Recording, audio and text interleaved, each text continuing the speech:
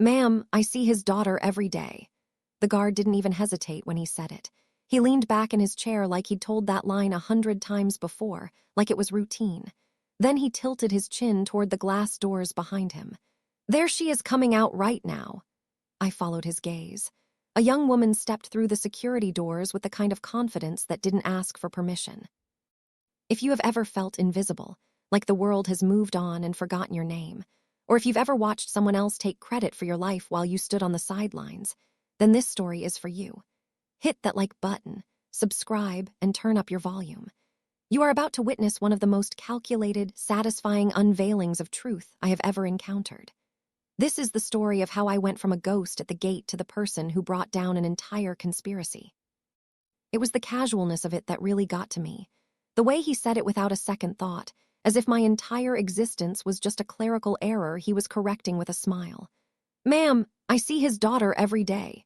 The words hung in the air between us, heavy and suffocating. I stood there, frozen, my hand still clutching the visitor's badge that felt suddenly like a piece of trash. The guard didn't even hesitate when he said it.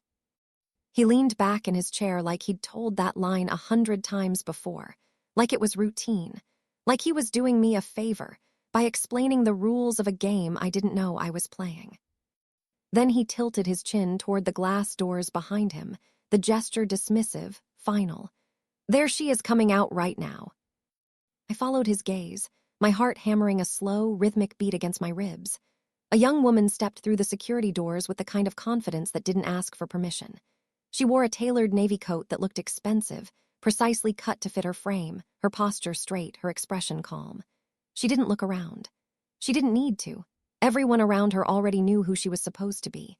She walked right past the checkpoint without stopping, without being asked, without being questioned. The guard gave me a small, almost amused smile like he'd just proven a point. You see, he said, paps all the time. Folks think they can just walk in here and say they're family. I didn't answer right away. I just stood there watching her disappear down the corridor like she belonged there, like she had always belonged there. Because according to him, she did. I let out a slow breath, keeping my voice steady, fighting the surge of emotions that threatened to choke me, indignation, confusion, and a deep, aching hurt. Well, I said quietly, the words tasting like ash in my mouth. That's interesting. The guard chuckled, already turning back to his paperwork, dismissing me from his mind. So, unless you've got ID that says otherwise, I'm going to have to ask you to step aside, ma'am. I nodded once, not offended, not surprised, just thinking about the unfairness of it, the sheer audacity. Because if she was his daughter, then who had I been all these years? I looked down at the visitor badge still in my hand. It felt suddenly lighter than it should have, like it didn't carry any weight at all, like my identity had evaporated in the face of this stranger's confidence. Then I looked back up at the door she just walked through, and I made a decision. All right, I said, slipping the badge into my pocket. I understand. The guard relaxed immediately, his shoulders dropping, the tension leaving his face like the situation had resolved itself.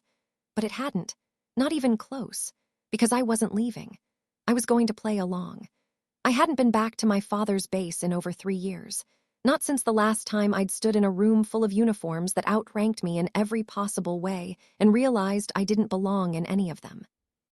Not since I decided that whatever my father was, whatever he represented, it wasn't something I wanted to stand in the shadow of. At least that's what I told myself. The truth was simpler. I didn't understand him, not really. To the world, he was General Thomas Hale, 4 stars, a man whose name carried weight in rooms I would never enter.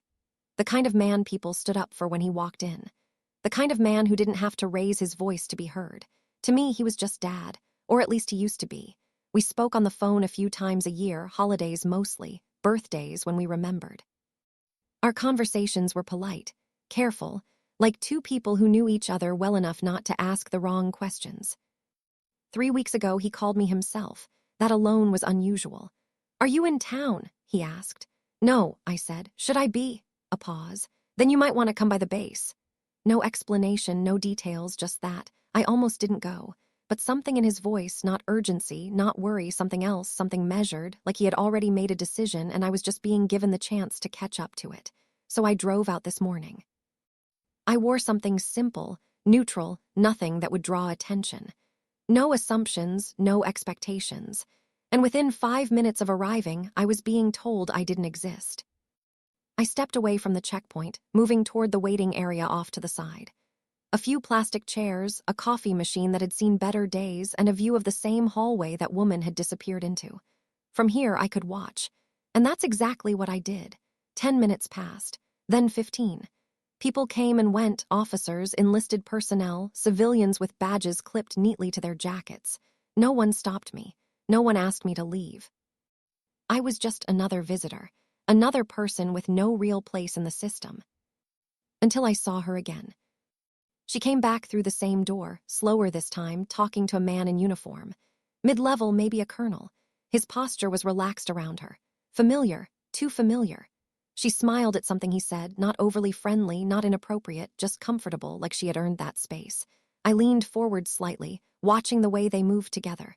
The way the guards at the checkpoint didn't even glance up when she passed again. No ID check, no confirmation, nothing.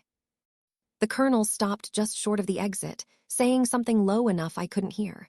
She nodded, then continued on her own, heading toward the parking lot. For a moment I considered following her, seeing where she went, but that wasn't the point. The point was inside. I leaned back in my chair, letting my eyes drift back to the checkpoint. The guard from earlier was still there. Same posture, same relaxed confidence, certain of what he knew, certain of who he had seen every day. I stood up, walked back toward the desk. He looked up as I approached, recognition flickering across his face. "Oh," he said, "you still here?" I smiled just a little. "Just waiting for a ride," I said. He nodded, already losing interest. That was fine. I didn't need his attention. I needed his routine. I glanced at the badge scanner beside him, watched as another officer walked up, tapped his card, and passed through without a word. Simple, predictable, repeatable. I let a few more minutes pass, watched, listened, learned. Then, when the moment felt right, I moved. Not quickly, not hesitantly, just naturally, like I had done it before, like I belonged. I stepped into line behind a group of personnel heading through the checkpoint. Close enough not to stand out, not so close that anyone would question it. The guard barely looked up. One by one, they scanned their badges. The door opened. Closed. Opened again. My turn. I didn't have a badge, but I had something else. Timing. The officer in front of me scanned his card and stepped through. I followed half a second behind, just as the door was still closing. The guard said something, but it wasn't sharp. Not alarmed, just routine. "Hey, ma'am." I turned slightly, meeting his eyes with the same calm expression I'd seen on that woman's face. Confident, unbothered, expected. He hesitated just for a second. And in that second, I was already inside. The door clicked shut behind me. And just like that, I was no longer a visitor. I was part of the system, at least for now. I walked forward without looking back, my pulse steady, my mind clear. Somewhere deeper in the building, my father was waiting. And if he knew what was happening at his own gate, then this wasn't a mistake. It was a test, and I had just decided to take it. I kept walking as though I knew exactly where I was going. That was the first rule I remembered, not from my father, but from years of being his daughter. People questioned uncertainty faster than they questioned access. If you looked lost in a place that ran on rank and routine, somebody would notice. If you moved with purpose, most people stepped aside. The hallway beyond the checkpoint was quieter than I remembered. Polished floors, pale government walls, framed unit photographs, a display case holding plaques, challenge coins, and retirement gifts from commands I only recognized because I'd heard their names across dinner tables when I was younger, and still foolish enough to think men like my father spent their lives talking about medals. In truth, he had rarely talked about the work at all. He came home with silence on him, the way other men came home with cigarette smoke or engine grease. I passed a reception desk staffed by a woman in civilian clothes, maybe late 50s, glasses on a chain around her neck. She looked up briefly, saw my face, then looked back down at her computer. Either I had been mistaken for someone expected, or she had learned the same lesson as the guard. Don't challenge what appears to belong. I took the left corridor, not because I knew where it led, but because the woman from the checkpoint and the colonel had disappeared in that direction earlier. A posted directory listed administrative offices, operations, planning, legal liaison, communications, and command suites on the upper level. The farther I walked, the clearer it became that this was no simple front office arrangement. The building ran on layers, public enough to allow visitors at the gate, private enough to hide what mattered 2 doors deeper. At the end of the corridor, I slowed near a bulletin board covered in notices: family readiness meetings, blood drives, retirement ceremonies, chapel announcements. The ordinary life of a military base was all there in thumbtacks and printer ink. It grounded the place. People married here, raised children here, lost friends here, retired here. For all the stars and salutes, most of military life still came down to casseroles after funerals and somebody's wife organizing blankets for a storm drive. That ordinary quality made what I had just seen feel stranger, not less. I heard footsteps and turned just enough to avoid looking obvious. The same colonel from earlier was coming down the hall with a folder tucked beneath one arm. Mid-50s, trim, silver at the temples, easy stride. The kind of man who had spent decades inside systems and learned how to make himself look indispensable without appearing hungry. He stopped near a door marked Executive Operations and glanced behind him. A second later, the young woman appeared. Up close, she looked more polished than before. Early 30s, perhaps, dark hair pinned neatly, tasteful jewelry. No badge visible from where I stood, though she moved as though she had one. She wasn't dressed like military family. She looked like someone who understood exactly how much money and discipline it took to appear effortless. The colonel lowered his voice. I edged nearer the board and pretended to read a flyer about a volunteer luncheon. "You'll need to be careful this afternoon," he said. "I always am," she replied. Her voice was low and composed, with the faintest trace of southern softness under the polish. She sounded practiced, too, not theatrical, prepared. "The briefing's been moved up," he said. "No extra stops." She gave one small nod. "Understood." Then she smiled at him in a way that made my stomach tighten. Not flirtatious, not affectionate, but allied. The smile of one person who knows another is covering the road ahead. He handed her the folder. Not openly, not secretly, just smoothly. If I had blinked, I might have missed it. She tucked it beneath her arm and continued down the hall without another word. The colonel watched her go for half a second, then turned the other direction.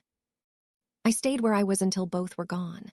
My father had spent his whole life teaching me one lesson without ever sitting down to say it.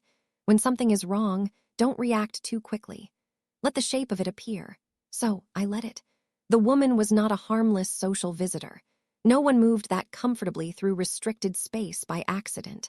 No one got handed a folder in a hallway outside Executive Operations unless the handoff mattered. And the colonel, whatever his exact role was too seasoned to be careless. I moved again, slower this time. At the next intersection, I caught sight of the woman entering a smaller conference room just off a side corridor. The door didn't close all the way. I passed by without looking in, then stopped at a water fountain 20 feet beyond it. The hum of voices drifted out. One male voice, hers, then another man's, younger, sharper.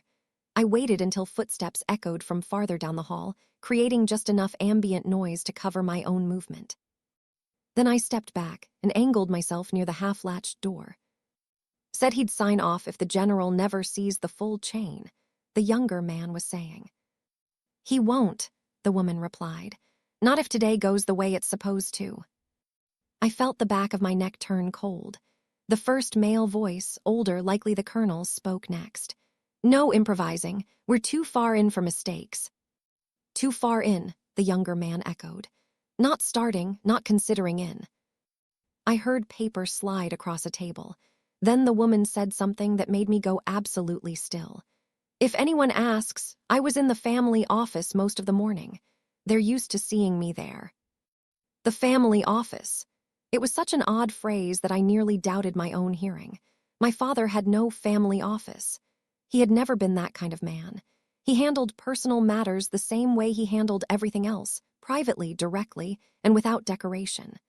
The phrase sounded invented, a title designed to justify presence, a title repeated often enough to become routine. Suddenly, the guard's words at the gate took on a darker shape. "I see his daughter every day." Not daughter. A position. A role someone had built and fed into the building until everyone stopped questioning it. I backed away before they could finish. I didn't need more yet. What I needed was to avoid being seen too soon. I turned the corner and nearly collided with a young lieutenant carrying a stack of binders. He caught one before it slipped and gave me a quick, apologetic smile. "Sorry, ma'am." "No harm done," I said. He looked at me again, though, as though trying to place my face. Not suspiciously, but curiously. Then his eyes widened just a touch. "Oh, I didn't realize you were back." "Back?" My heartbeat didn't change, but something inside me sharpened. "I just arrived," I said carefully. He nodded too fast. "Of course, my mistake." Before I could ask what he meant, a buzzer sounded down the hall, and an overhead speaker announced that senior staff should report to briefing in 10 minutes. The lieutenant hurried off. I stood there for one quiet moment and understood two things at once. First, this woman had been here long enough to be recognized as part of the structure. Second, I wasn't the only one some people expected to see. Whatever game was being played inside my father's command, it wasn't built on one lie. It was built on many small ones, repeated until they became the air in the room. And for the first time since I stepped through that checkpoint, I stopped feeling like an outsider who had wandered into danger. I felt like someone my father had expected all along. That was the thought I was still holding when a deep, familiar voice sounded from behind me. "You got farther than most people do." I turned. My father stood at the end of the corridor in full dress uniform, 4 silver stars on his shoulders, his face unreadable. He did not look surprised to see me. He looked late to a meeting he had been willing to postpone only once. For a moment, I didn't move. I had imagined this meeting in a dozen different ways over the past 3 years. Awkward, formal, maybe even distant. But not this. Not him standing there like he had been watching the entire time. "You got farther than most people do," he repeated. His voice hadn't changed. Still low, still controlled. The kind of voice that didn't need to rise to carry authority. I took a step toward him. "I had help," I said. His eyes shifted just slightly toward the hallway behind me, the direction of the conference room, then back to me. "Yes," he said. "You did." That was all. No surprise, no questions, just confirmation. And in that moment, everything inside me settled into place. "You knew," I said. It wasn't a question. He held my gaze for a long second, then gave a small nod. "I suspected," he replied. "Now I know." I let out a slow breath. So the guard at the gate, the lieutenant, the colonel. "Conditioned," he said. The word landed heavier than anything else he could have said. Not fooled, not mistaken, conditioned. Like it had been done carefully, repeatedly, quietly. I crossed my arms, not out of defensiveness, but to steady myself. "And you let it happen." He didn't answer right away. Instead, he stepped past me and gestured down the hall. "Walk with me." I followed. We moved side by side. His pace measured, unhurried. Anyone passing us would have seen nothing unusual, just a general and a civilian walking through his command. But I felt it, the shift, the weight of what wasn't being said. "You think I let it happen," he said finally. "I think you didn't stop it," I replied. A faint hint of something, almost a smile, touched the corner of his mouth. "Stopping it too early," he said, "would have solved the wrong problem." I glanced at him. "And what's the right problem?" He stopped walking. So did I then. He turned to face me fully. "The question isn't who she is," he said. "The question is who benefits from her being here." I held his gaze. "And you didn't know?" "I didn't have proof," he said. "Not the kind that holds when people start denying things." That sounded like him. Not reactive, not impulsive. Deliberate, always deliberate. "So you built a case," I said. "I watched," he corrected. "I waited." I thought about the conversation I'd overheard. The folder, the mention of the briefing. "They're moving today," I said quietly. His expression didn't change, but I saw it, that small shift in his eyes. "Yes," he said, "they are." "And you knew that too." "I knew something would happen soon," he replied. "Your timing helped." I almost laughed at that. My timing. He looked at me for a moment, then said, "You showed up unannounced, walked through a restricted checkpoint without authorization, observed without interfering." A pause. "That's not an accident." I studied him. "You think I came here as part of your plan?" "I think," he said carefully, That you came here because you knew something was wrong, even if you didn't know what. I opened my mouth to argue, then stopped, because he wasn't wrong. I hadn't known why his call had unsettled me, but it had, and I had come anyway. He turned and resumed walking. "This way," he said. We moved toward a secured door at the end of the corridor. He entered a code, scanned his badge, and the door unlocked with a soft click. Inside was a smaller office, quiet, controlled, removed from the rest of the building. A desk, 2 chairs, a wall-mounted monitor displaying security feeds from different parts of the base. He gestured for me to sit. I didn't, not yet. "I heard them," I said in the conference room. His eyes flicked to me. "What did you hear?" "Enough," I said. "She's not acting alone." "I know." "The colonel, chief of staff." "Chief of staff," he corrected. That made sense, too much sense. "And the other one," I continued. "Younger, nervous." He nodded once. "We've identified him." I exhaled slowly. "So what's the plan?" He didn't answer immediately. Instead, he walked over to the monitor and tapped a key. One of the camera feeds expanded, showing the hallway outside the conference room I had just left. A few seconds later, the door opened. The woman stepped out.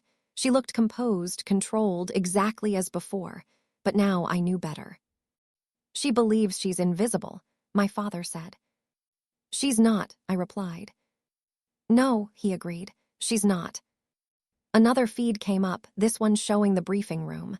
Officers were beginning to take their seats, papers being arranged, conversations kept low. Routine on the surface. "She'll move during the briefing," he said. "How?" He reached over and picked up a folder from his desk, held it up. "This," he said. I looked at it, then back at him. "A decoy?" I asked. "A test," he corrected. Of course it was. Everything with him was a test. And if she takes it, then we confirm the chain. And if she doesn't? He set the folder back down. Then we wait longer. I shook my head slightly. "You've been waiting how long?" "Long enough," he said. I studied him for a moment, then asked the question that had been sitting in the back of my mind since I saw that woman walk through the checkpoint. "Why didn't you tell me?" "I didn't know if I could trust you with it," he said. The honesty of it didn't sting the way it might have once. Instead, it felt fair. "And now?" A pause, then, "You walked in without a badge, observed, adapted, didn't react emotionally." Another pause. "I trust what you do more than what you say." That sounded exactly like him. I nodded once. "All right," I said. "Then tell me what you need." He studied me for a moment longer, then gave a small, almost imperceptible nod. "Stay exactly where you are," he said. I frowned slightly. "That's it." "That's it." I glanced at the monitor again. The woman was moving down the hallway, heading toward the briefing room. "Seems like I could be more useful than that," I said. "You could," he agreed, "but usefulness isn't the same as control." I looked back at him. "And you want control?" "I need control," he corrected. A beat passed between us, then I understood. He wasn't just watching them. He was controlling the board, every move, every piece, including me. I leaned back slightly, crossing my arms. "All right," I said. "I'll stay." He nodded once, then turned back to the monitor. The briefing room was nearly full now. The stage was set. And somewhere in that room, a lie was about to reveal itself. I watched the screen, my pulse steady, my mind clear.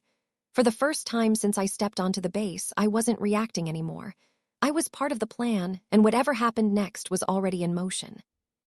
I stayed where he told me to stay. It went against instinct. Every part of me wanted to move, wanted to follow her, to stand inside that briefing room and watch it unfold from the front row. But my father had never confused activity with control. And I'd learned long ago that the quickest way to lose both was to act too soon. So I sat in the chair opposite his desk, hands folded loosely in my lap, eyes on the monitor. On the screen, the briefing room had filled to capacity. Senior officers took their seats with the quiet efficiency that came from years of doing the same thing at the same hour in different buildings across the country. Papers aligned, pens set down, phones silenced. It was a room trained to be ready before the meeting began. She entered last, not late, precisely on time. The door opened and she stepped in with the same composure I'd seen at the gate, at the checkpoint in the hallway. No badge check, no hesitation. The man at the door gave her a brief nod and stepped aside. She didn't look at anyone directly, but I watched the way people noticed her. Not in a startled way, not even in a curious one, just a subtle shift. Shoulders straightening, eyes lifting, the smallest adjustment in posture that signaled recognition, familiarity, acceptance. Conditioned, my father had said. The words settled in again, heavier now. "Watch the left side of the room," he said quietly. I followed his instruction. The chief of staff, Colonel Brenner, sat 3 seats down from the head of the table. He had his folder open, a pen resting between his fingers. From this distance, he looked exactly like what he was supposed to be: experienced, composed, focused on the work in front of him. Nothing about him suggested risk. Nothing about him suggested ambition beyond the acceptable. But I had seen the hallway. I had heard his voice. He didn't look toward her when she entered. He didn't need to. The connection between them had already been established elsewhere, out of sight where it couldn't be measured. "Most people watch the loud ones," my father said. "They miss the ones who don't need to be." I nodded slightly, and the younger man. He tapped a key, switching the angle. The second camera showed the far end of the table. There. Mid-30s maybe, short-cropped hair, lean build, his uniform crisp but not worn with the same ease as the others. He adjusted his papers too often, looked up too quickly. His attention wasn't on the meeting. It was on her. "Captain Ellis," my father said. "Logistics liaison." "He looks like he's waiting for a cue," I said. "He is." The room settled as my father entered the frame. Even on the screen, his presence changed the air. Conversations ended without being asked to end. Chairs straightened. The quiet that followed wasn't forced. It was expected. He took his seat at the head of the table. "Good morning," he said. No raised voice, no unnecessary words, just enough. The briefing began. Routine updates first. Operations, personnel, supply chain movements. It all sounded exactly like what it was meant to be, the steady, unremarkable rhythm of a functioning command. But I wasn't listening to the content. I was watching the edges, watching her, watching him, watching the space between them. 10 minutes passed. 15. Then my father did something small, so small that no one outside the room would have noticed. He closed his folder. "Before we move on," he said, "I'd like to review the revised logistics projections." He didn't look at anyone in particular, but the effect was immediate. Captain Ellis stiffened, just slightly. Colonel Brenner's pen paused above the page, and she didn't move at all. "Captain Ellis," my father continued, "you have the updated figures." Ellis cleared his throat. "Yes, sir." He reached for his folder, not the one in front of him, the one just to his left. I leaned forward in my chair, the motion almost unconscious. "That's not his," I said quietly. "No," my father replied. "It's not." On the screen, Ellis opened the folder. I saw it then. The faint mark in the corner of the top page. A subtle notation, nothing obvious. The kind of thing you wouldn't notice unless you were looking for it, or unless you had put it there yourself. A decoy, a test. Ellis began to speak, reading from the page. His voice was steady at first, confident enough to pass. But the numbers didn't match the earlier report. They couldn't because they had been altered. Not dramatically, just enough. Just enough for someone who wasn't supposed to have access to them to reveal that they did. I watched the room. Some of the officers frowned slightly, not in alarm, but confusion. Brenner spoke next. "Those figures don't align with the previous projections," he said calmly. Ellis hesitated for half a second. Then he adjusted. "Updated this morning, sir," he said. Brenner nodded once, as if that made sense, as if he expected it. I felt something settle into place. "They've done this before," I said. "Yes," my father replied. "More than once." On the screen, she finally moved. Just a shift of her hand. A small adjustment of the folder in front of her. But it was enough. Enough to confirm that she knew exactly what was happening, that she had expected this moment. "That's her signal," I said. My father didn't answer. He didn't need to because the next move wasn't hers. It was his. He leaned back slightly in his chair, his expression unchanged. "Captain," he said, "would you mind explaining how those revisions were authorized?" The room went still. Ellis looked up directly at him. For the first time since the meeting began, I saw the crack. He started and stopped because there was no good answer, no clean path forward, only the one they had prepared. I watched his eyes flicker toward Brenner, then toward her. Just for a second, but it was enough. It was always enough. "Sir," Ellis said, forcing his voice back into place. "The adjustments were made based on updated supply reports." "Which were reviewed by?" my father asked. Another pause, longer this time. "By operations staff, sir." "Names," my father said.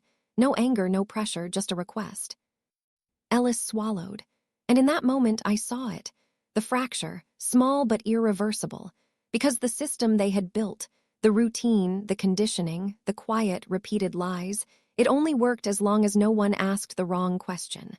My father had just asked it, and there was no rehearsed answer left. I leaned back in my chair, exhaling slowly. "This is where it breaks," I said. My father's eyes stayed on the screen. "No," he said, a beat. Then quietly, "This is where it reveals." On the monitor, Ellis opened his mouth again, and this time, whatever he said next would decide everything. Ellis opened his mouth, but nothing came out. For a moment, the room held its breath with him. 30 years in uniform had taught most of the men and women at that table how to sit through silence without flinching. They knew when something had shifted, even if they didn't yet know what. My father didn't move. He didn't press. He simply waited. It was the kind of waiting that made people reveal more than any question ever could. "Sir," Ellis said finally, his voice tighter than before, "the names are in the appendix." He tapped the folder, not the one that belonged to him, the one he wasn't supposed to have. I felt my jaw set just a fraction. That was his choice then, to lean into it, to trust the system that had carried him this far. On the screen, Colonel Brenner reached for his own copy of the documents, flipping to the same section Ellis had referenced. His movements were smooth, practiced, not a trace of uncertainty. "Appendix C," he said, almost helpfully. He didn't look at Ellis when he said it. He didn't need to. The room followed along. Pages turned, pens hovered, a few heads nodded as if the explanation made sense. It was almost convincing. Almost. My father let it settle for exactly 3 seconds. Then he spoke. "Appendix C," he repeated. "That's interesting." He leaned forward slightly, resting his forearms on the table. "Because Appendix C," he said, "was removed from the official distribution at 600 this morning." No one moved, not at first. Then I saw it, a ripple not visible in large gestures. No one stood up. No one raised their voice. But in a room like that, the smallest changes were the loudest. A pen stilled. A page stopped mid-turn. Ellis froze, and Brenner did something even more telling. He didn't look surprised. He looked thoughtful, as if recalculating. "They must have been working from an earlier version," Brenner said, calm and even. "Circulation delays happen, especially when updates are made close to briefing." It was a good answer. Clean, plausible. The kind of answer that would satisfy most people in most rooms, but not this one, not today. My father turned his head slightly, finally looking directly at Brenner. "Colonel," he said, "are you suggesting that Captain Ellis accessed outdated material and presented it as current without verification?" Brenner held his gaze. "I'm suggesting," he said, "that we clarify the timeline before drawing conclusions." Measured, careful, still trying to control the pace, I watched Ellis. His breathing had changed. Subtle, but there. His shoulders weren't as steady as before. His eyes moved too quickly between Brenner, the papers, and my father. He was waiting for direction, waiting for permission to correct course. But Brenner didn't give it. Not yet. Because the plan, whatever it had been, relied on confidence, on momentum, and that momentum had just been interrupted. My father leaned back again, as if considering the suggestion. "Very well," he said. "Let's clarify." He reached down beside his chair and lifted a second folder. Not the one on the table. A different one. Identical on the outside, but not on the inside. Even through the monitor, I could feel the shift in the room. Because now there were two versions of the same thing, two realities, and only one of them was real. "This," my father said, holding the folder up just enough for the room to see, "is the official version of the report distributed at 600. He set it down in front of him. "Captain," he continued, "would you mind reading the figures from page 4? Ellis didn't move. "Captain," my father repeated. Ellis swallowed. "Yes, sir." He turned to the page, but before he could speak, a voice cut in. "Sir." It was her. For the first time since the meeting began, she spoke. Every eye in the room shifted toward her. She sat composed, hands folded lightly over her own folder. No sign of panic, no sign of urgency, just control. "If I may," she said, "there seems to be some confusion regarding document versions. I was present during the early morning revisions." My pulse slowed, not sped up, slowed because this was the move. She wasn't retreating. She was stepping forward, taking ownership. "My understanding," she continued, "is that multiple drafts were circulated among staff before final approval. It's possible Captain Ellis received one of those interim copies." Her tone was calm, professional, respectful. She didn't look at Ellis. She didn't look at Brenner. She looked only at my father. And for a moment, just a moment, I could see how this had worked. How she had become part of the system. She didn't challenge authority. She aligned with it just enough, just often enough to be trusted, to be accepted, to be invisible. My father regarded her quietly. "And you are?" he asked. The question landed like a stone in still water.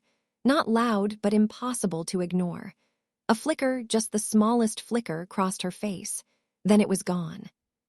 "Clara," she said, "I assist with family liaison and administrative coordination." Family liaison. There it was again, the invented role, the comfortable lie. My father nodded once, as if considering it. "And your authorization for access to these materials?" Another pause, shorter this time, but sharper. "I've been working with Colonel Brenner's office," she said. Not a direct answer. A deflection, clean, efficient, and entirely dependent on one thing, Brenner backing it. I watched him. This was the moment, the decision point. He could distance himself. He could contain the damage, or he could commit. He chose. "She has clearance through my office," Brenner said. No hesitation, no uncertainty, full alignment.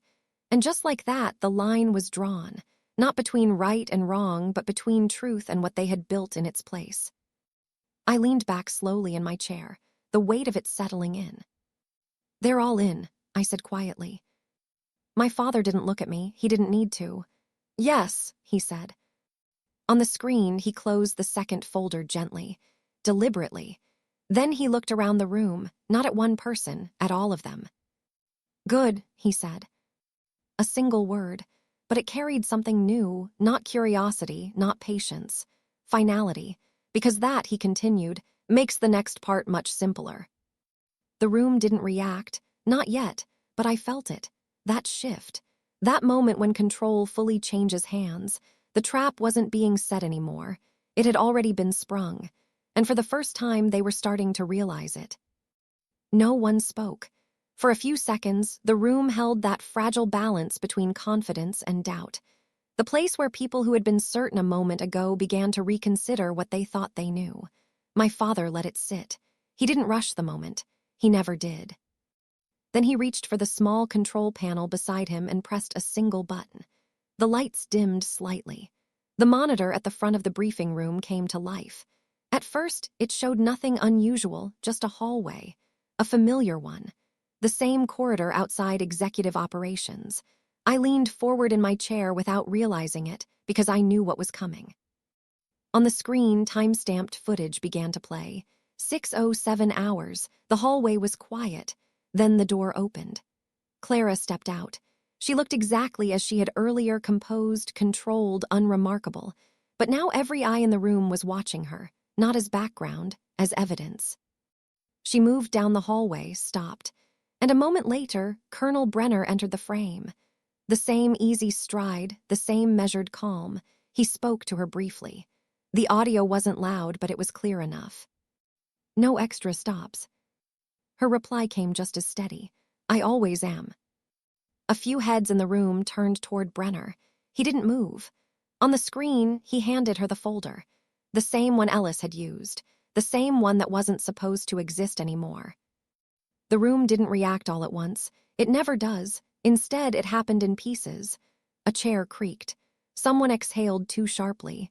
A pen dropped. Small things, but each one louder than the last. The footage continued. Clara walked away. Brenner remained in the hallway for a moment longer, then turned and looked directly into the camera. Not startled, not surprised, just aware. The video froze on that frame. My father stood slowly. Not in anger, not in triumph, just in control. "Captain Ellis," he said, his voice even, "would you like to revise your earlier statement?" Ellis didn't answer. He stared at the screen like it might change if he looked long enough, like it might give him a different ending. It didn't. He began, then stopped, because there was nothing left to say. My father turned slightly. "Colonel Brenner." Brenner didn't look at the screen. He looked at my father. Steady, measured, but the ease was gone, just enough to notice. "Sir," he said, "your office provided clearance." "And you," my father continued, "would you like to clarify the nature of that authorization?" Brenner held his gaze. For a moment, I thought he might try again, try to reshape it, reframe it. But something in the room had shifted too far. The evidence wasn't a suggestion anymore. It was a record. And records don't argue, they remain. "She assisted with administrative coordination," Brenner said. Finally, careful, still careful. "And the transfer of restricted documents?" my father asked. A pause, longer this time. Brenner's jaw tightened slightly. "I'll need to review the full context before making a statement," he said. There it was, the retreat, not denial, not admission, delay. My father nodded once. "As you wish," he said. Then he turned his attention to Clara. She hadn't moved, not even when the video played, not even when the room shifted around her. She sat exactly as she had before, hands folded, back straight, composed. But now the room saw her, not as a familiar presence, as a question. "And you," my father said. Her eyes met his, calm, still calm. "Yes, sir." "You stated you assist with family liaison." "I do." "For which family?" "A beat, then yours, sir." The answer landed softly, but it carried weight, because it wasn't entirely a lie. That was the clever part, the dangerous part. My father studied her for a long moment. Then he said, "No." Just that, no anger, no raised voice, just no. "You assist with access," he continued. "Access you were not authorized to have." The room went still again, but this time it wasn't uncertainty. It was clarity. He stepped away from the table, one measured step at a time, until he stood at the head of the room. Between them. Between the truth and what they had tried to build in its place. "Security will enter this room in 30 seconds, he said. No one reacted immediately. Then the sound of the door unlocking. Footsteps in the hallway, firm, precise, expected. Clara's composure shifted then, not dramatically, not enough for anyone untrained to notice. But I saw it, the smallest tightening around her eyes, the calculation, the realization. This wasn't a moment she could talk her way through. This wasn't a system she could blend into. This was the end of it. The door opened. 2 military police officers stepped inside. They didn't rush. They didn't need to. They had orders. "Colonel Brenner," my father said, "you are relieved of duty pending formal investigation." No hesitation, no softness, just fact. Brenner stood slowly. For the first time since I had seen him, he looked his age. Not weak, but human. "I understand," he said. Clara remained seated. The officers approached her next. "Ma'am," one of them said, "we're going to need you to come with us." She stood gracefully. Even now, even at the end, she didn't resist. She didn't argue. She simply adjusted like someone who had always known this was a possible outcome. As they guided her toward the door, she glanced back once. Not at Brenner, not at Ellis, at my father. And for a brief second, something passed between them. Not respect. Not quite. Recognition of the game, of the outcome, of who had controlled it from the beginning. Then she was gone. The door closed behind her. And just like that, the room exhaled.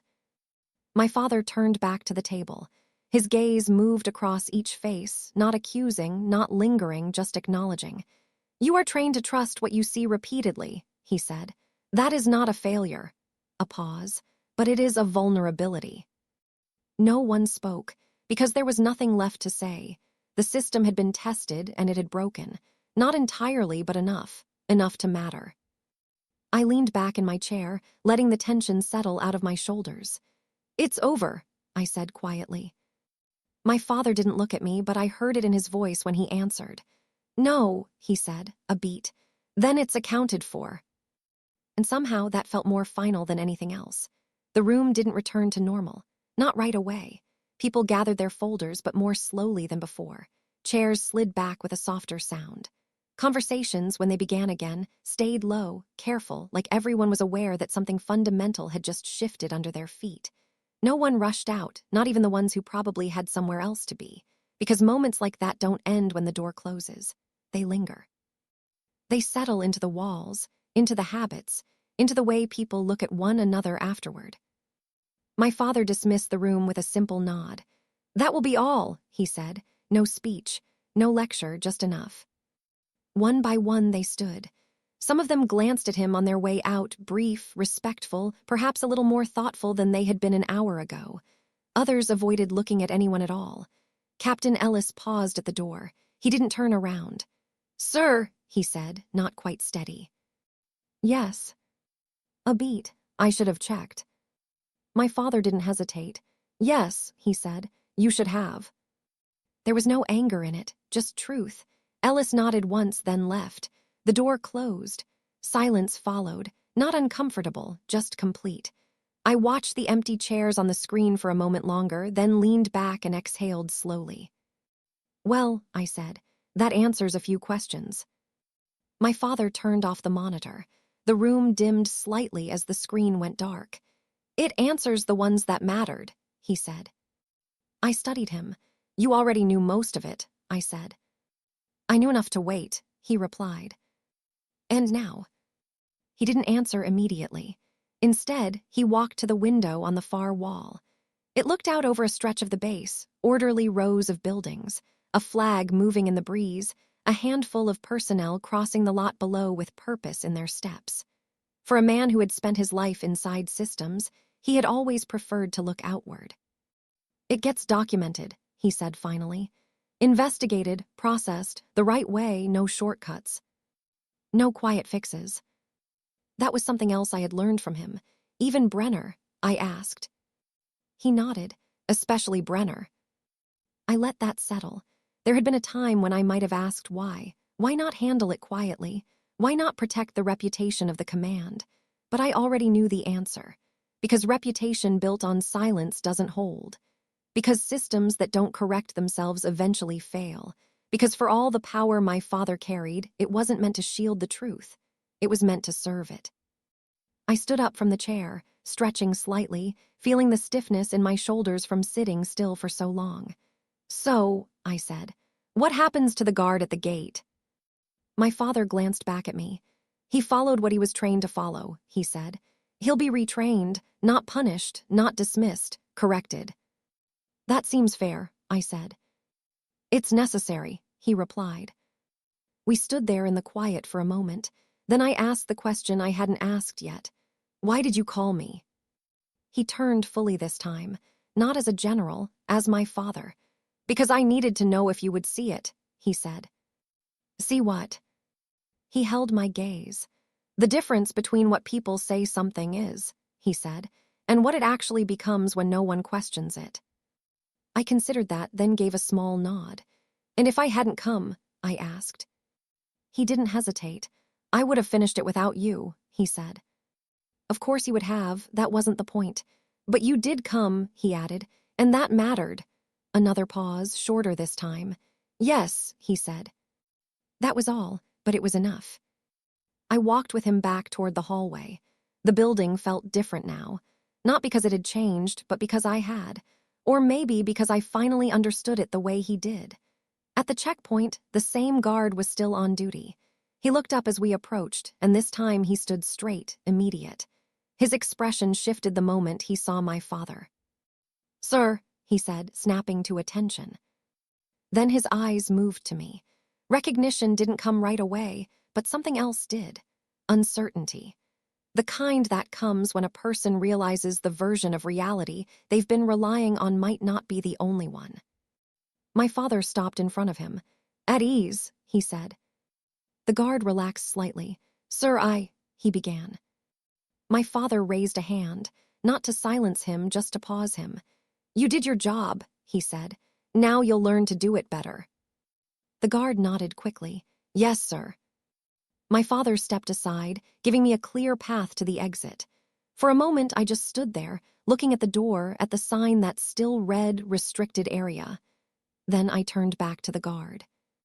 "My name is Claire Hale," I said calmly. "I don't come here often." He blinked, processing. Then, "Yes, ma'am." Not defensive, not dismissive, just adjusting, learning. I gave him a small nod, then walked out into the daylight. The air felt different outside, cooler, cleaner, or maybe that was just me. I paused at the edge of the lot and looked back at the building. From the outside, it looked exactly the same as it had that morning. Solid, ordered, unchanged. But I knew better now. Systems don't stay strong because they never face pressure. They stay strong because someone is willing to test them, to question them, to correct them when they start to drift. My father had done that today, quietly, completely, and in his own way. He had trusted me to see it. I got into my car, but didn't start it right away. Instead, I sat there for a moment, hands resting on the wheel, thinking about everything that had just happened, about how easy it would have been to walk away at the gate, to accept what I was told, to let someone else define what was true. And how different the outcome would have been if I had.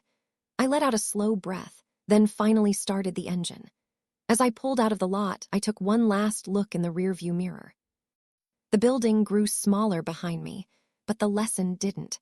In a world where things are repeated often enough to feel real, it matters who is willing to ask one more question. We often think that power is about having the loudest voice or the highest rank. But today, I learned that true power is quiet. It's the patience to let a lie reveal itself. It's the courage to walk through a door you're not supposed to enter, just to find out what's on the other side.